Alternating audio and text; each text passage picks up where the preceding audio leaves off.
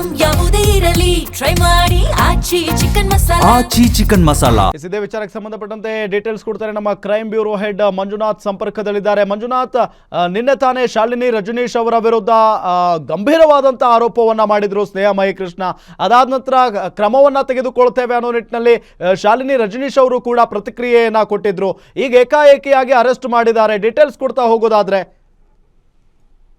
ಏನು ಮೂಡ ಹಗರಣಕ್ಕೆ ಸಂಬಂಧಪಟ್ಟಂತೆ ಅಲ್ಲಿನ ಮಾಜಿ ಆಯುಕ್ತರಾಗಿದ್ದಂತ ನಟೇಶ್ ಅವರು ಒಂದು ದೂರನ್ನ ಕೊಟ್ಟಿದ್ರು. ಅವರ ವಿರುದ್ಧ ಲೋಕಾಯುಕ್ತ ಸೈಟ್ಗಳ ಹಂಚಿಕೆ ಸಂಬಂಧಪಟ್ಟಂತೆ ಇರಬಹುದು, ಜೊತೆಗೆ ಇಡಿ ಅಕ್ರಮ ಆಸ್ತಿಗಳಿಗೆ ಸಂಬಂಧಪಟ್ಟಂತೆ ಇಡಿ ಒಂದು ತನಿಖೆ ನಡೀತಾ ಇದೆ. ತನಿಖೆ ನಡೀತಕ್ಕಂಥ ಸಂದರ್ಭದಲ್ಲಿ ಅವರಿಗೆ ಹಣವನ್ನ ಪಡೆದು ಪ್ರಮೋಷನ್ ಅನ್ನ ನೀಡಲಾಗಿದೆ ಅನ್ನೋ ಒಂದು ಆರೋಪವನ್ನ ಸಾಮಾಜಿಕ ಹೋರಾಟಗಾರರಾದ ಸ್ನೇಹ ಮಹಿಕೃಷ್ಣ ಅವರು ಮಾಡಿದ್ರು.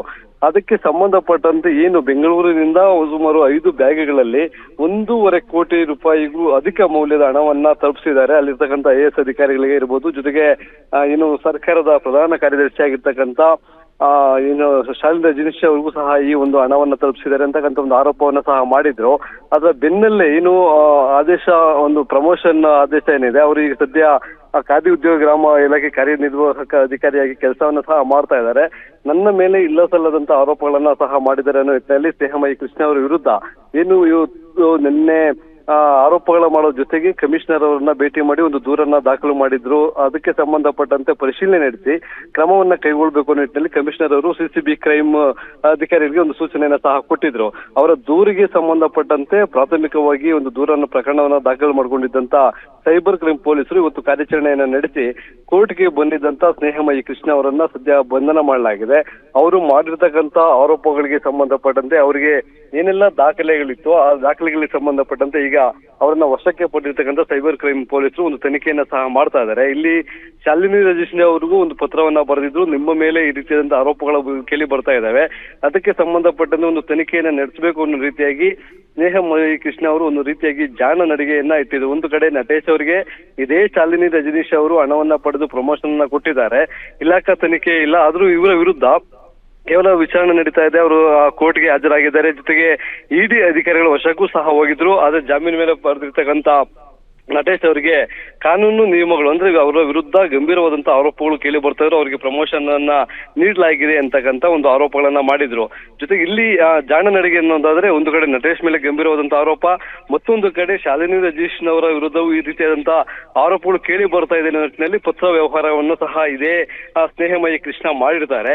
ಈಗ ಸದ್ಯ ಈ ಪ್ರಕರಣಕ್ಕೆ ಸಂಬಂಧಪಟ್ಟಂತೆ ನಟೇಶ್ ಏನು ಅವರ ವಿರುದ್ಧ ಆರೋಪಗಳನ್ನ ಮಾಡಿದ್ರು, ಬೆಂಗಳೂರಿನಿಂದ ಮೈಸೂರಿನ ಕೆಲವೊಂದು ಅಧಿಕಾರಿಗಳಿಗೆ ಹಣವನ್ನ ತಲುಪಿಸಿದ್ದಾರೆ, ಅದು ಇಲಾಖೆಯ ಕಾರ್ಯನ ದುರ್ಬಳಕೆ ಮಾಡ್ಕೊಂಡಿದ್ದಾರೆ ಅಂತಕ್ಕಂಥ ಒಂದು ಗಂಭೀರವಾದಂತ ಆರೋಪಗಳೇನು ಮಾಡಿದ್ರು, ಅವೆಲ್ಲವೂ ಸಹ ಸತ್ಯಕ್ಕೆ ದೂರವಾಗಿದ್ದು ಇದು ನನ್ನ ಬಗ್ಗೆ ಇಲ್ಲ ಸಲ್ಲದಂತ ಆರೋಪಗಳನ್ನ ಮಾಡ್ತಾ ಇದ್ದಾರೆ ಅನ್ನೋ ನಿಟ್ಟಿನಲ್ಲಿ ಒಂದು ದೂರ ದಾಖಲು ಮಾಡಿದ್ದಾರೆ.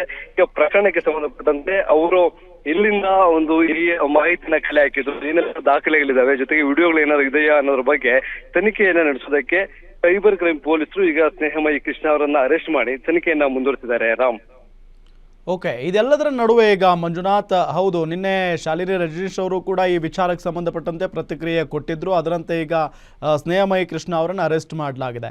ಸೊ ಈಗ ನಿರಾಧಾರ ಅನ್ನೋ ನಿಟ್ಟಿನಲ್ಲಿ ಒಂದು ಪದಪ್ರಯೋಗವನ್ನು ಕೂಡ ಮಾಡಿದ್ರು ಶಾಲಿನಿ ರಜನೀಶ್ ಅವರು. ಸೊ ಈಗ ಅಂದರೆ ಅವರ ಬಳಿ ಏನಾದರೂ ಸಾಕ್ಷ್ಯಾಧಾರ ಇಲ್ಲ ಅಂತ ಅಂದರೆ ಏನಾಗುತ್ತೆ, ಇದ್ರೆ ಏನಾಗಬಹುದು? ರಾಮ್, ಇಲ್ಲಿ ಈಗ ಏನು ಗಂಭೀರವಾದಂತ ಆರೋಪಗಳನ್ನ ಮಾಡಿದ್ರು, ಅದಕ್ಕೆ ಸಂಬಂಧಪಟ್ಟಂತೆ ಈಗಲೇ ಒಬ್ಬ ವ್ಯಕ್ತಿಯನ್ನ ಏಕೈಕಿ ಬಂಧನ ಮಾಡೋದಕ್ಕೂ ಸಾಧ್ಯವಾಗೋದಿಲ್ಲ. ಅವರು ಏನು ಯಾವಾಗ ಈ ಒಂದು ಆರೋಪ ಕೇಳಿ ಬರುತ್ತೆ, ಜೊತೆಗೆ ದೂರನ್ನ ದಾಖಲು ಮಾಡ್ತಾರೆ, ಅದಕ್ಕೆ ಸಂಬಂಧಪಟ್ಟಂತೆ ಇವರೇನಾದ್ರು ಅಪಪ್ರಚಾರವನ್ನ ಮಾಡ್ತಾ ಇದಾರೆ ಅನ್ನೋದ್ರ ಬಗ್ಗೆ ಕೆಲವೊಂದು ಸಾಕ್ಷಿಗಳನ್ನ ಸಂಗ್ರಹ ಮಾಡಿರ್ತಕ್ಕಂಥ CCBಯ ಸೈಬರ್ ಕ್ರೈಮ್ ಅಧಿಕಾರಿಗಳು ಈಗ ಒಂದು ಸ್ನೇಹ ಮಹಿಕೃಷ್ಣ ಅವರನ್ನ ಬಂಧನ ಮಾಡಲಾಗಿದೆ. ಅವರ ವಿರುದ್ಧ ಯಾವ ಕಾರಣಕ್ಕಾಗಿ ಬಂಧನ ಮಾಡಿದೆ ಅನ್ನೋದನ್ನ ಕೋರ್ಟ್ನ ಗಮನಕ್ಕೆ ತರಬೇಕಾಗುತ್ತೆ. ಯಾಕಂದ್ರೆ ಇದು ಸರ್ಕಾರದ ಪ್ರಮುಖವಾದಂತ ಹುದ್ದೆಯಲ್ಲಿ ಇರ್ತಕ್ಕಂಥ ಅದು ಮುಖ್ಯ ಕಾರ್ಯದರ್ಶಿಗಳ ವಿರುದ್ಧವೂ ಸಹ ಆರೋಪ ಮಾಡಿರ್ತಕ್ಕಂಥ ಹಿನ್ನೆಲೆಯಲ್ಲಿ ಸಂಪೂರ್ಣವಾದಂತ ದಾಖಲೆಗಳು ಮಾಹಿತಿಯನ್ನ ಖಾತರಿ ಮಾಡಿಕೊಂಡು ಈಗ ಸೈಬರ್ ಕ್ರೈಮ್ ಪೊಲೀಸರು ಅವರನ್ನ ಬಂಧನ ಮಾಡಿದ್ದಾರೆ. ಅದಕ್ಕೆ ಸಂಬಂಧಪಟ್ಟಂತೆ ಸರ್ಕಮ್ಟೆನ್ಸ್ ಎವಿಡೆನ್ಸ್ ಈ ರೀತಿಯಾದಂತ ಆರೋಪಗಳನ್ನ ಮಾಡೋದಕ್ಕೆ ಏನೆಲ್ಲ ಇವರು ಮಾಹಿತಿಯನ್ನ ಕಲೆ ಹಾಕಿದ್ದಾರೆ, ಯಾವಾಗ ಅವ್ರು, ಯಾಕಂತಂದ್ರೆ ಗಾಡಿಯ ನಂಬರ್ ಸಹ ಒಂದು ಏನು ಖಾದಿ ಗ್ರಾಮೋದ್ಯೋಗ ಇಲಾಖೆಯ ವಾಹನದಲ್ಲಿ ಹಣವನ್ನ ಸಾಗಿಸಿದ್ದಾರೆ ಅನ್ನೋದಕ್ಕೆ ಆ ವಾಹನ ಯಾವ ವಾಹನ ವಾಹನದಲ್ಲಿ ಹಣ ಸಾಗಿಸಿರುವ ಗಾಡಿ ನಂಬರ್ ಅನ್ನ ಉಲ್ಲೇಖ ಮಾಡಲಾಗಿದೆ.